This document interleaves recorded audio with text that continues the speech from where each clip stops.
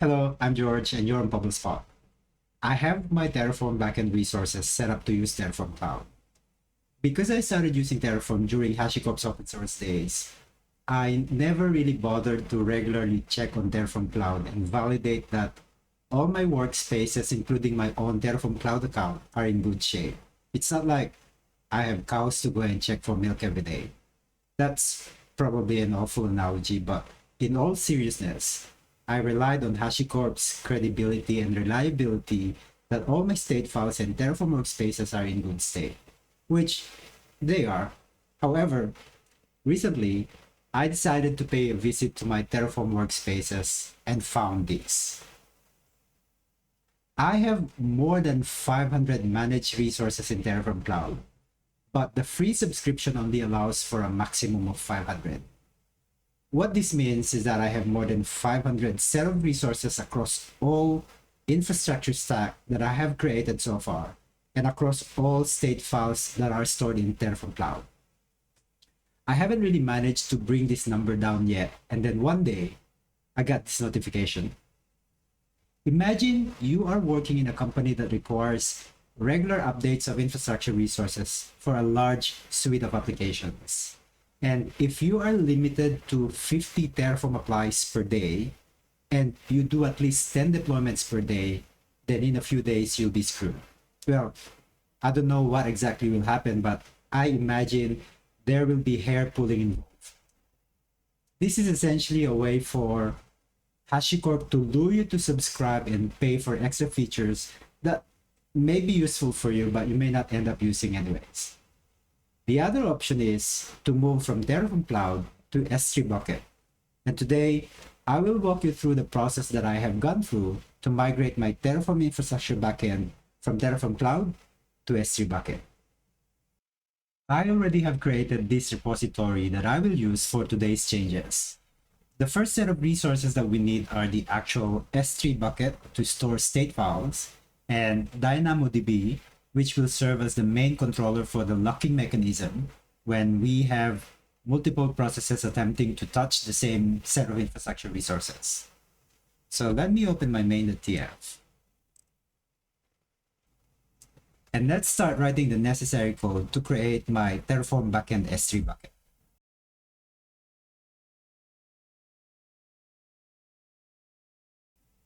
I am going to set up the bare minimum properties for this resource to simplify this exercise. So the first thing that we need to add is the bucket property.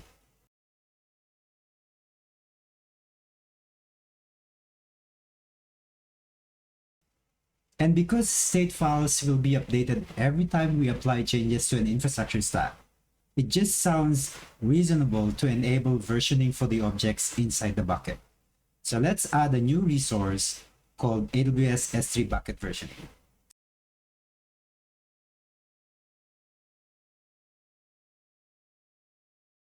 And this resource will need a bucket property, which I will point to the AWS S3 bucket resource.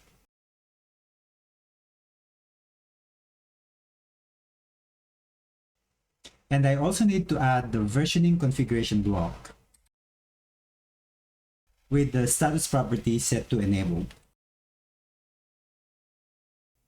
And to ensure basic security measure on my S3 bucket, I will add another resource for the server-side encryption on the same S3 bucket.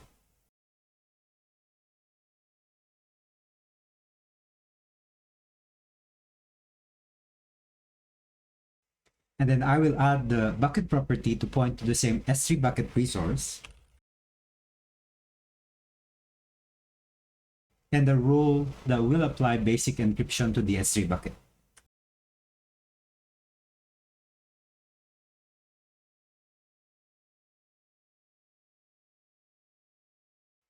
And now on to the DynamoDB table resource.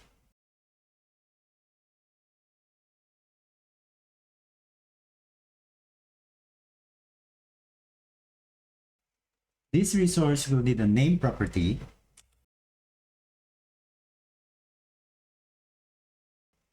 a read capacity property, which I'm going to set to 20,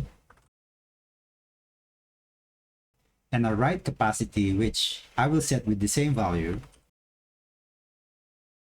and a hash key property which I will set to the string lock ID.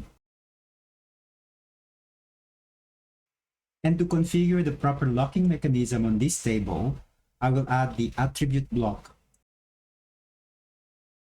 And then I will set the name property in this block to the same value that I set the hash key.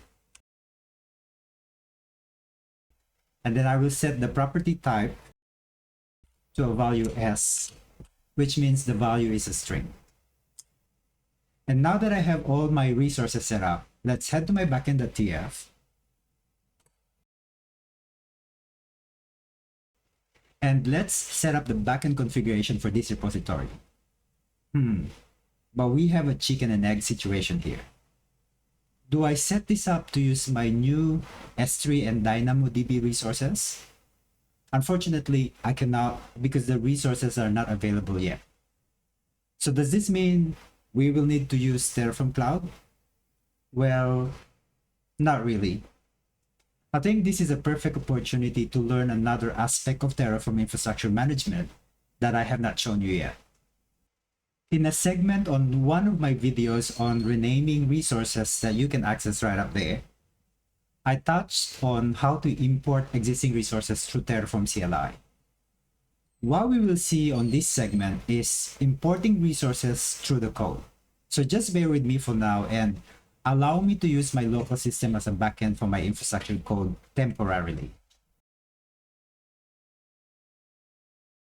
So now let's head to my VS Code terminal, run Terraform commands to stand up my infrastructure. So let me initialize my AWS credentials, run Terraform init, Terraform plan, and Terraform apply.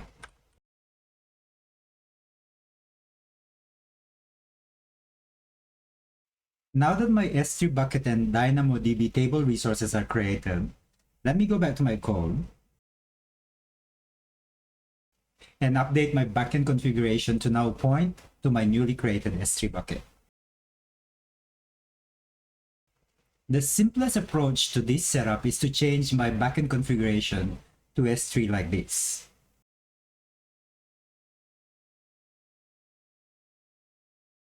And inside the backend block, I need a bucket property which needs to point to my S3 bucket. I also need to add the DynamoDB table property which needs to point to the appropriate resource. I also need to add the region property which needs to point to where all my resources are created. I will add an encrypt property which I need to set to true to ensure my state files are encrypted. And lastly, I need to add the key property which needs to contain a unique string that represents the infrastructure stack that I'm setting up and the Terraform state file name.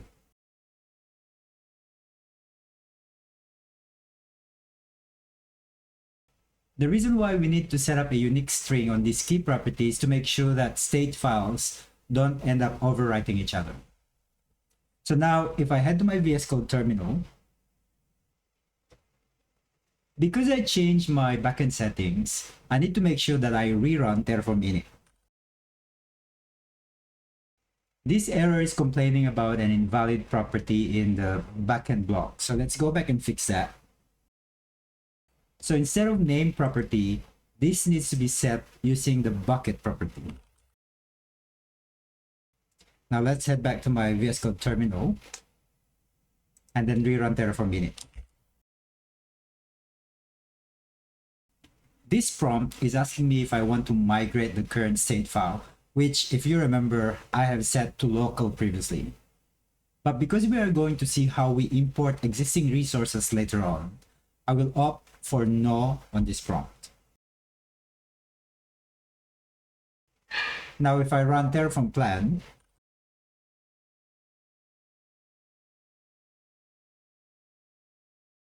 this output tells me that all the resources will be recreated, which I don't want. So what I will do is import the existing resources into the code. So let's close this output. And before we proceed with the changes, let's switch to my browser and check what we need to be able to import S3 bucket and DynamoDB table into my code. So this is the code block that I need for S3 bucket. Note that the import capability is only available from version 1.5 and above. So we also need to make sure we have this covered later when we start running Terraform. And for DynamoDB table resource, it's the same import block, but the ID values are different. Now let's switch back to my code. Let me head to my main.tf. And all the way to the end of the file, I will import my S3 bucket resource by adding the import block. I need a to property which needs to point to the target resource. So in this case, it will be the AWS S3 bucket resource. I also need to add an ID property which I need to set using the name of the bucket.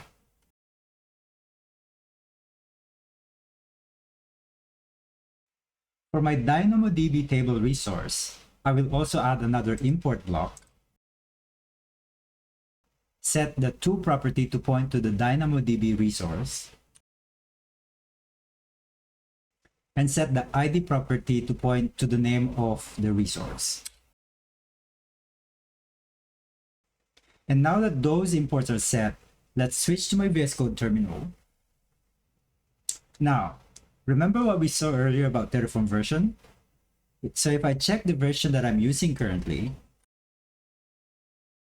I am using an old version. So let's upgrade my Terraform binary to version 1.5. So first, I need to install this version of my ASDF library.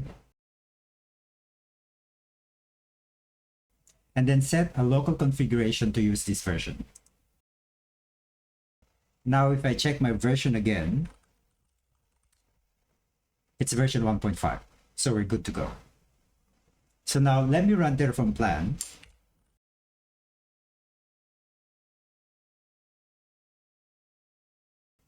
The reason we see two resources being added in the report is because these resources do not exist in the state files yet. The import process needs to happen first before Terraform can sync up the state and the actual resources in AWS. So let's go ahead and apply this.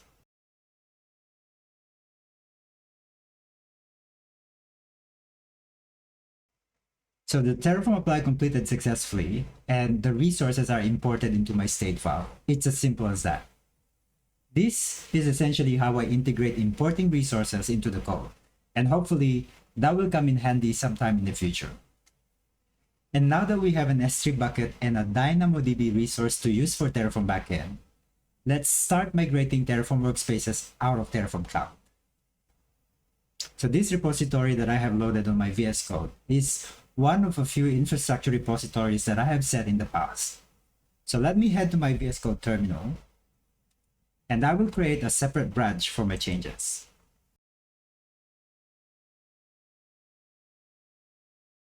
If you are working with Git, this is a good habit to do, especially if you intend to make large amount of code changes. It's just easier to have a baseline code that is untouched in case you want to reverse your changes later on. This will also become really useful later on this exercise. And now that I have a branch to work on, let's start running Terraform commands. So let me first initialize my AWS credentials.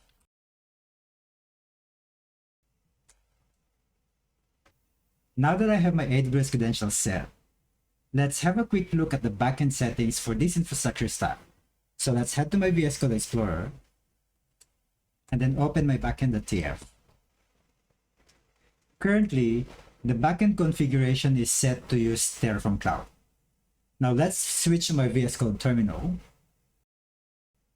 I need to pull in the set of Terraform context locally to be able to import my Terraform state later on. But before I start running anything, I need to make sure that my current system is clean of any Terraform context. This context is represented by a directory called .terraform in the location where you intend to run Terraform commands. And in my case, it is the root of my repository. So let me go ahead and delete that directory. And now that the Terraform context has been cleaned, let's start running Terraform init.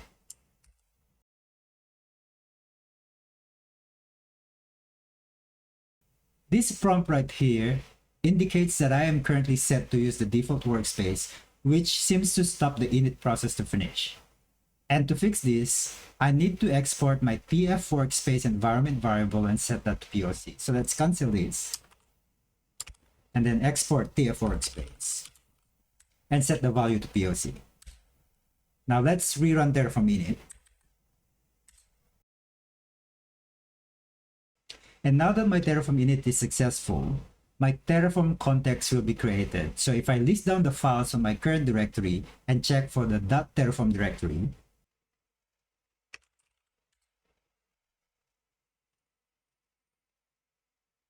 the .terraform directory is there. This Terraform context encapsulates the current configuration that I have for my Terraform infrastructure code. I also wanted to see how many workspaces there are, so I will run Terraform workspace list. And currently, I have 2. All seems to be fine at this point. So let me switch back to my code and start making the necessary changes to switch my backend from Terraform Cloud to my S3 bucket. So I am going to get rid of the whole backend block and replace that with backend S3. And like what we did earlier, I'm going to set the properties inside this block, starting with the bucket property.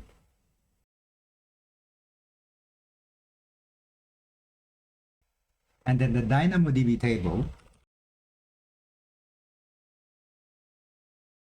the region property where these resources are located, the encrypt property, and lastly, the key property.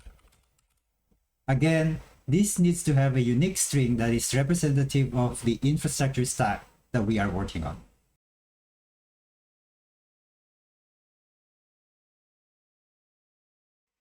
That's it.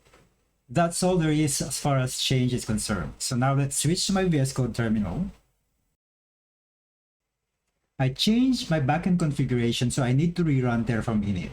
Remember, I have a Terraform context or .terraform directory sitting on my machine that contains the Terraform Cloud backend configuration. Now, if I rerun Terraform init, let's expand this output. I get this error telling me that the configuration has changed, and the message is helpful enough to suggest what I need to do.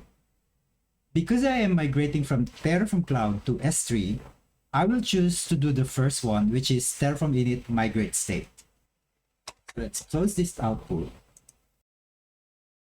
And before we run that command, let's quickly have a peek at what is inside my S3 bucket.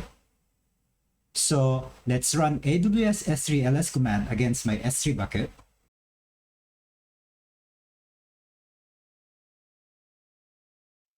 Currently, the S3 bucket only contains the object used for my S3 bucket and DynamoDB resources.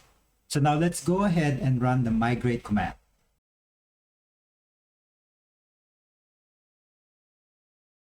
And then I'm going to follow through this prompt and say yes.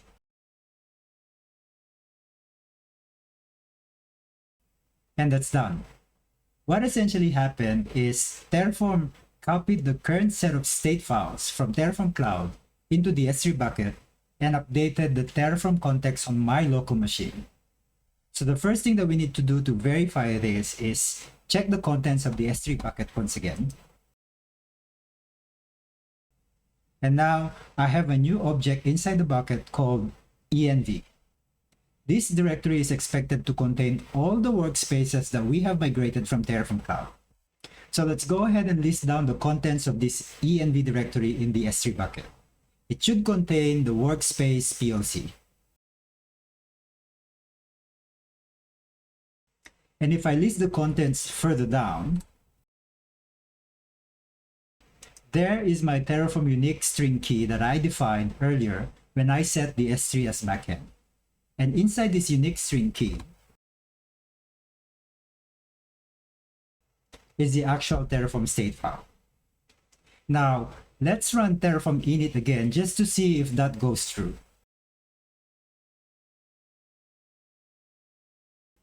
Yep, so that's completed successfully. I'm now confident that my local Terraform context is updated with the S3 as my Terraform backend. All that is left to do now is clean up the workspaces in Terraform Cloud. But before I do that, let me first stage and commit my changes.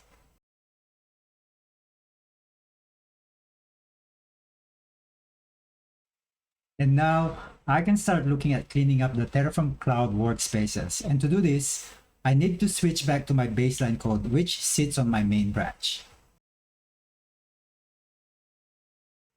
Remember, this branch contains my old code that uses Terraform Cloud as backend. So let's head to my code explorer and verify that.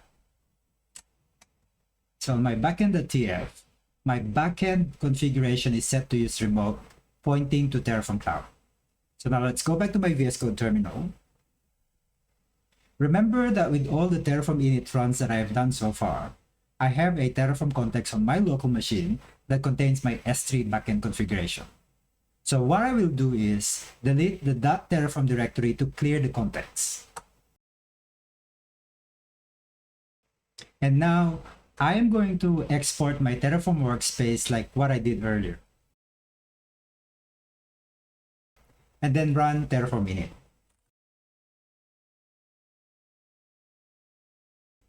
So that's finished. What this means is that my current local Terraform context is now linking to Terraform Cloud as backend. So now let me start listing the workspaces once again. I am interested in cleaning up the POC workspace, so this is what I am going to delete. And the CLI command to do this is terraform workspace delete and then the workspace.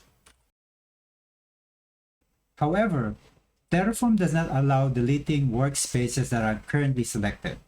So if I go ahead and run this command, it is expected to fail. So what I need to do to fix this is unset my TF workspace and then recall the delete command. However, there's another thing. Terraform does not allow deleting workspaces that contain state files and managed resources. And so once again, if I go ahead and run this command, it is expected to fail. This error is actually a good thing. It allows you to ponder on what you're doing. It checks if you are sure with what you're doing. And with 50 Terraform applies per day, surely you need more. Surely you want to delete that workspace. And besides, you have already moved that workspace to an S3 bucket.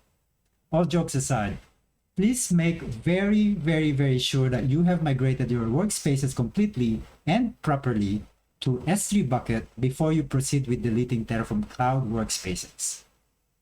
And if you are very sure, then the workspace can be deleted by adding -force in the command like so. So now that should delete my managed resources in Terraform Cloud for this particular infrastructure stack. And to wrap this up, I'll switch to my browser, head to my GitHub account, open the repository that I'm updating, and then raise a pull request. In a large organization, you would normally get someone else to review your change before you do anything else. But because I'm not a large organization, I'll just go ahead and squash and merge my change. That's because I only have one major commit.